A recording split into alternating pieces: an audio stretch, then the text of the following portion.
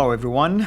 This is Fadi, and I want to welcome you back to this fascinating video series on debunking Islamic claims about the time when Muhammad, the Prophet of Islam, would have existed and the location about his existence. Of course, with me here to continue to take a deep dive in debunking these alleged claims, Dr. J. Smith. Dr. J, thank you so much for being here. And last time we looked at the claim that is being used and it's attributed to John of Damascus. And we paused basically intentionally because I wanted you today to take a deep dive into the problems with using that claim. Yeah, John of Damascus, this is the 11th claim the Muslims make, trying to find him in the 7th century. Now notice John of Damascus is not the 7th century, we're well into the 8th century. But especially John of Damascus. And you were surprised that they would actually take this quote, taken from his treatise that he wrote in 730 called The Heresy of the Ishmaelites. And he called him a false, basically, prophet. Yeah, he made a number of things. I have it up on the screen there. The false prophet named Muhammad, ludicrous doctrines in his book. He talks about how talks about the Kaaba and the stone that's in the Kaaba. That should be something they don't want to have out in the public sphere. And it refers to him as Muhammad and Muhammad, who is this, and he talks about 4 different books: the Book of Women, which is Surah 4 today, the Book of the Table, which is Surah 5 today, and the Book of the Cow, which is Surah 2 today, and the Book of the Camel, which is Surah nothing. So 4 different books that this prophet has given. Not one book, but 4 different books. And it refers to this son of Mary, who is, and talks about Mary as the sister of Aaron and Moses. If this is the mother of Jesus, you're talking about 1,400 years between them, a very old Mary. So you can see he's bringing these up. These are modern day. We use these same type of arguments today and show that there's some problem with chapter 19 and chapter 7 of the Quran. And then the fact that they never crucified him, that they only crucified a shadow. That's from chapter 4, what is now today in chapter 4, verse 157. So he's confronting doctrines that he needs to, and look where he's situated. He's right there where Islam was being created. Now, I did call Islam, they were starting to call it Islam, but there was not really the Islam we know today. But I have no doubt that there was a prophet that was starting to be formed for the Ishmaelites. They needed their own prophet. There is also a revelation. If he's a prophet, he has to have a revelation. So the books were starting to be formed in the 8th century. Around 730. This would make sense to me. I would expect to start seeing here. Still not the Muhammad of Arabia, though. This is the Muhammad of, where is he? Damascus. So this is the character that is being created in Damascus. He's there in the caliphal courts. He's watching this happen. He's an eyewitness to everything he sees. That's why we should listen to him. So in the early 8th century, 730, notice what he says. But there are huge problems. Let's go to the screen and let's look at these problems. Let's start with the first one here. These Arabs were not Muslims, but they were Ishmaelites. We mentioned this. They should be called Muslims, not Ishmaelites. But we know, as we've seen already earlier, that these Arabs were the Hagarines. They are the Ishmaelites. And we notice that the Arabs, that would make sense because these are the Arabs of Jordan and Iraq and parts of Syria. These are the Arabs that came from that lineage, from Ishmael's lineage.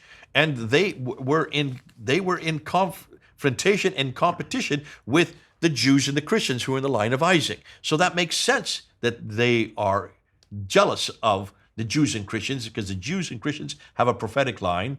They don't. The Jews and Christians have a revelation. They don't. Yet now the Ishmaelites and the Hagarines are now in power. They're starting to come in power, especially after Abdul Malik, because Abdul Malik is the caliph that brings this anti-trinitarian group of Ishmaelites full place. You need a caliph of his stature. That's why he builds the Dome of the Rock and puts those inscriptions, all attacking Jesus' divinity, attacking the Trinity, and attacking his sonship. That makes sense in Jerusalem. He didn't put it in Damascus because that's not where this attack needs to be. It needs to be at the center of where Christians and Jews went for pilgrimage. Jerusalem is that place. And he puts it on Mount Moriah, looking down on the Church of the Sepulchre. At this time, there is no Mecca yet, so otherwise you would have put it in Mecca. But there is no Mecca, not this early. All right, and this say not this late, but it should be early because we're talking about 685 to 705. So now we're in 730. He's still there. He was working under Abdul Malik. He was working on Walid the number one, who is the son of Abdul Malik. He's still there in the caliphal palace there in Damascus, and he writes this book against these Ishmaelites. calls it the heresy. It's not a new religion, it's a heresy, which is exactly what the Arians are. They're heretics, just like the Jehovah's Witnesses today, that we would call them heretics as well, like the Mormons. So he is really talking about a Christian squabble. It's still a Christian squabble between two different groups. And notice, so he mentions them, the Ishmaelites. Notice what else he says. His writings seem to suggest that these texts were distinctive writings on their own. This Muhammad he refers to, as was sent, composed many foolish things and gave each of them a title. Each of them, hold on, shouldn't there be one book called the Quran? Notice he doesn't call it the Quran. No, he's giving 4 distinct books. Notice. That's right. Such as the writing of the women, that's chapter 4 of the Quran today. Today's Quran is chapter 4 or Surah 4. While there are other writings with the titles of the table, that's Surah 5, and the cow, Surah 2, and the camel of God, Surah nothing. There is no Surah. So obviously at this time, whoever this Muhammad is, who is an Ishmaelite prophet, has to have a revelation. He has 4 revelations, 4 different books, not one book. And one book which no longer appears today. So there's been some censorship happening since that time. But this is 100 years after Muhammad. Right. Which fits exactly with our documentary analysis of the Quran. Because there was no complete Quran this early. And even the documents we do have are from the early to late, mid to late to the 9th century. The earliest manuscripts we do have. Now, he mentions 4 separate writings. The camel of God is the one that's the problem. John's description of the women is not compatible with the Surah of the women itself. So even that is not the Surah 4 that we have today. Now, some agree that parts of Abdul Malik's text were from what is our Quran today, but others do not.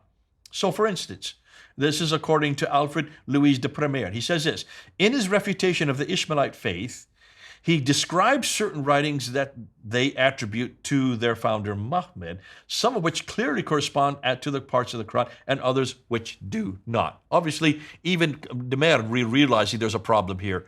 In the latest 730s, there is a problem here. And let's park right here for a second. This tells us that even until the time of John of Damascus, which is 100 years later than the alleged start of the writing of the Quran and the standardization of the Quran, there appears to be a different Quran that John of Damascus is looking at. Yeah, absolutely. A different Quran. Now let's continue on. So is this a different Quran? That's the next thing I bring up.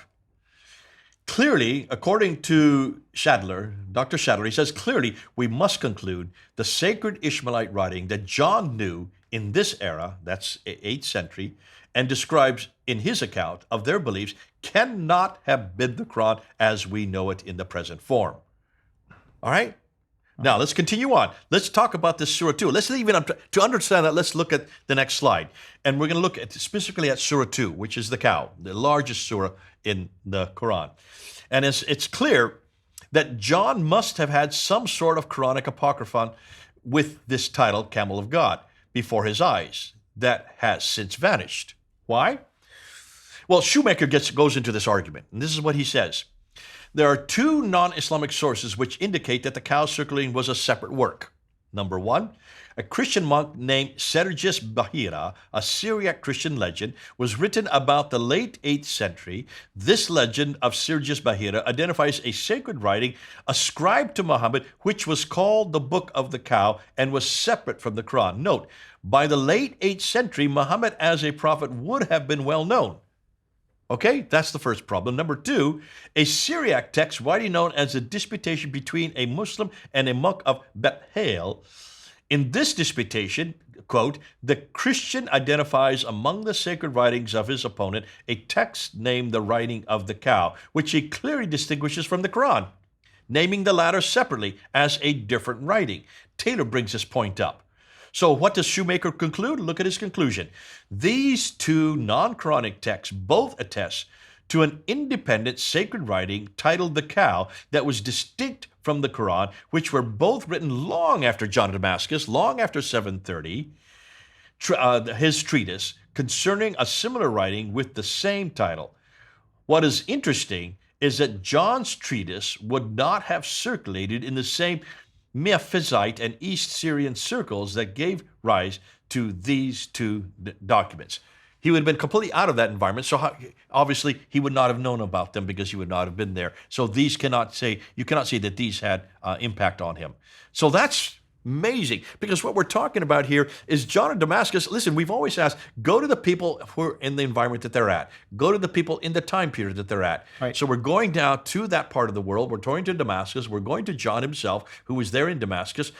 He's there in the 7th century. He's there in the 8th century. And we're asking what he could tell us is a window into that time period. And what he's telling us is there is a prophet of an Ishmaelite tradition who is a heretic prophet. He has a heresy called the Ishmaelite heresy, and he does have revelations, but these revelations that he talks about are 4 separate revelations, not the Quran as we know today. Those have been all inculcated into the Quran today, and we suggest that they are 3 surahs and 1 that doesn't exist. And they also have references to categories that happen in other surahs, like chapter 19 with Mary, and also the crucifixion in chapter 4. So it's obvious, it's good to see that when you go and look in the window in the 7th and 8th century, and you ask the person who's there, who's an eyewitness to what's happening, what we're seeing is the forming of what we know as an Ishmaelite heresy. Right. That is still called a heresy. It's still not a religion yet. That will later become the religion of Islam, probably during the Abbasid period. And that's extremely important because at the time of John of Damascus, he wasn't looking at it as a standalone religion with its own standalone text. Yeah. He was looking at it as a deviation from the Christian That's what a teaching. heresy means. Exactly. It's still Christian. They would probably call, just like Jehovah's Witnesses today call themselves Christians, just like Mormons call themselves Christians. They're not Christians like us. Which also supports, remember in the past we did episodes with Mel and you also talking about the fact that Muhammad could have been a Christian person or other characters could have been Christian people, yet anti-Trinitarian. Well, again, remember, the title Muhammad the Praised One is what is given to both the person who will be the Messiah. So it stands to reason that the Ishmaelites want their own Messiah. Now here's what's interesting. And this is what, at the very end of what we did with Mel, notice that the Jews are waiting for the Messiah to come the first time. The Christians are waiting for the Messiah to come a second time. The Ishmaelites come, and they are the ones who say, we've got him. And yes, he is the Christ. Yes, he is the Messiah. Yes, he is the Muhammad. And guess who he is? And he doesn't live in Jerusalem. He lives in Mecca. That's yet to come. That's going to happen later on the 8th century, maybe even into the 9th century. Wonderful. But basically what later then became Islam is a fulfillment of what the Jews and the Christians are waiting for. This Messiah, this Muhammad, this praised one, this anointed one, anointed to save, we've got him. It all fits to a piece, and it all fits the right place, the right time, with the right person. Thank you so much, Dr. J, as always. Thank you, everyone, for joining us. Until next episode, this is Al-Fadi. God bless. Take care.